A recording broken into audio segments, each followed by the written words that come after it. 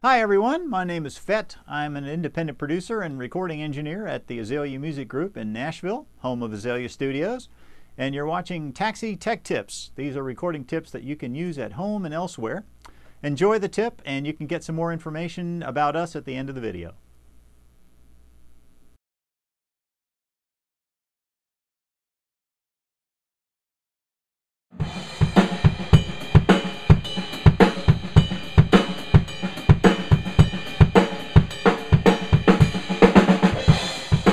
Chip, you've got a couple of things you might want to mention to people about doing drumming in the studio versus live. I know as an engineer, I often have to kind of tame people if they're used to playing live a lot and ask them to do things a little differently on the drum kit than they might in a live setting. You want to mention a couple of things that you're aware of that you do differently in here in the studio? The main thing that I can think of about playing in a studio that most drummers, you get a drum, you can say you get a band in here that's not used to being in a studio, that's just been playing in the garage, they've been playing gigs, and especially a lot of kind of rock type bands.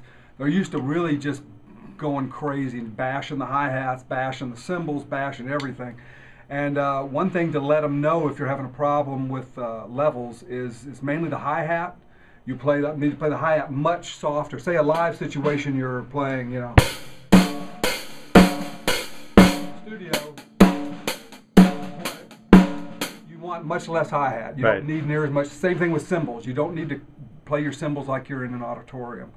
In fact, the cymbals, you play them past a certain point, they're going to choke up and actually get softer and lose resonance. Yeah, and definitely from an engineering perspective, at a certain point they'll kind of overload the microphones, and compression kind of has a reverse effect after a point. Exactly. And the same thing with ride cymbal. Now, ride cymbal is a little different depending on where you've got it pointed. A lot of times you'd like to have some bell in the ride cymbal in the studio to get more definition.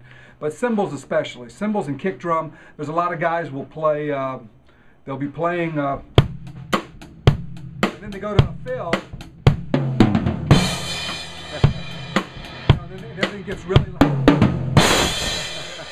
For some reason they want to get that downbeat much louder. Right. It's consistency of sound. Yeah, consistency is very important in a recording, no doubt about it. And learning how to play a snare drum where every hit is almost exactly the same, as close as possible. Yep. You know.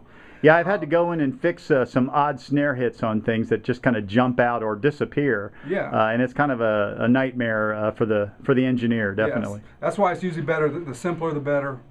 The more consistent, the better. Right. You know? Now, we've done one thing in here with your kit.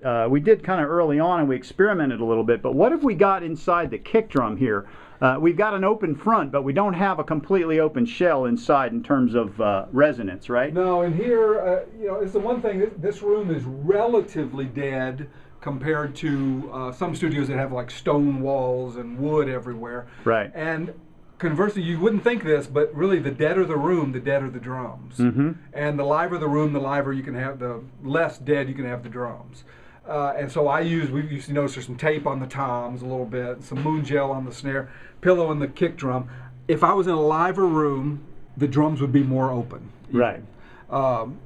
So it's mainly just to control the stray, strange little artifacts you hear in a deader room. You're going to hear tension rods moving around and all sorts of any kind of rattle you're going to hear. So we try and get rid of all that, here especially. And inside the kick drum here, we've got a little bit of absorbent material, more like a blanket, rather than a whole bunch of pillows. You still don't want a whole lot. The new heads they put on bass drums, usually these double, triple ply heads, you don't need much. You know? I mean, it's better to EQ that out a little bit and have a little bit of a, just putting a little hole in the front bass drum takes your resonance down 80%. I mean, even a hole that size will make a huge difference. Good. You know?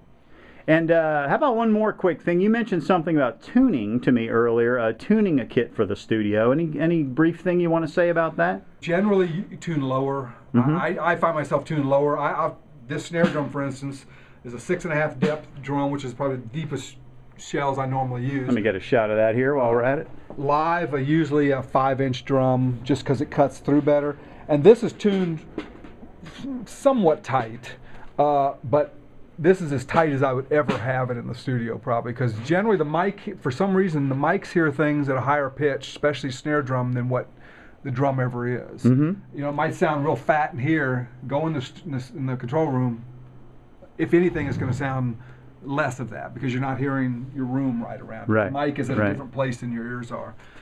So don't be afraid to tune it down a little bit. Live, it's you usually want to tune up a little bit because you want it the sound to carry. Right. With the mics around the drums, you're just going purely for a fat, nice tone, I think. Same thing with the toms then, right? Oh yeah.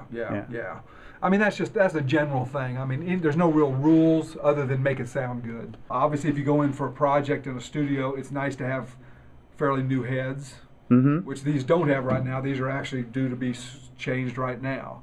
I tend to use them until they just start sounding bad. But it is better to have, you want them all to be even at least. You want the heads to be of even age. You don't want one new head on this drum, an old head on this one, a different kind of head on this one. You want to keep as much, again, consistency in the type of heads that are on the drums, as well as the tuning. And that's one way to become the engineer's best friend, no doubt about it, because when it comes time to mix later, it's a lot less work. That's what this is all about. Yeah. This is really, I'm aiming this toward, the engineer, like, if you have a problem, if you don't hear something sounds right, come out and look for those things. Gotcha. Cymbals are being hit too hard. The drums don't have the same kind of heads on them. They're not tuned right. Just not tuned for the room. Gotcha. Well, thanks for those tips, Chip. We really appreciate you being here, and look forward to more drumming.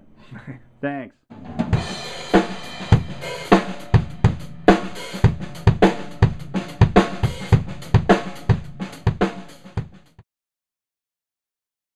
Well, I hope you enjoyed this Taxi Tech tip. There are plenty more, so check back often.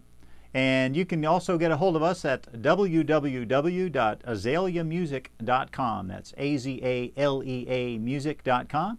Or you can email me personally at studios@azaleamusic.com. And we'd be happy to provide any sort of production, recording, mixing, mastering, or other services you might need. So check us out. I look forward to hearing from you.